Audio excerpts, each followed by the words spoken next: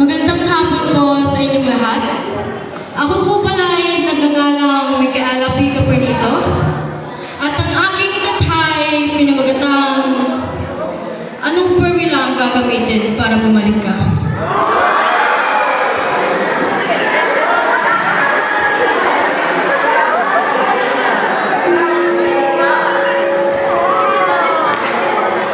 Sabi nila, ang buhay ay parang math. May mga bagay na kailangan mong solusyonan. Minsan, makukuha mo lang titigan at minsan napapaisip ka kung ito ba ay iyong susubukan. Pero dapat mong subukan kung paano ito solusyonan.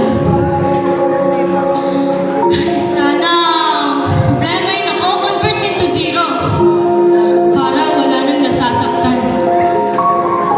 Bigla kong naalala, unang araw tayong magkakilala. Ang distance nating dalawa ay parang pagkalkula sa matematika. May line of sight na kung tawagin. Isang linya na kapag didikit sa atin, hindi mo nakikita sa physical na paningin. Isang linya, nagko-connect na sa atin. Ang ating kwento ay parang algebra. Simple lang sana ang naging equation.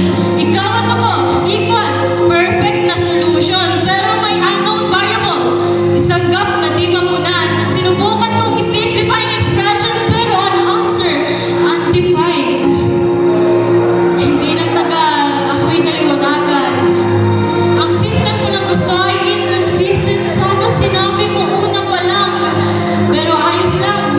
Dahil ganito raw talaga sa pag-ibig. Sa gitna yung may kalituhan, puno ng komplikasyon.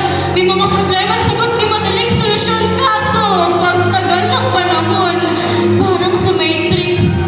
May rows and columns, ngunit tayo nag-iiba ng direksyon. In short, walang intersection. Tulad sana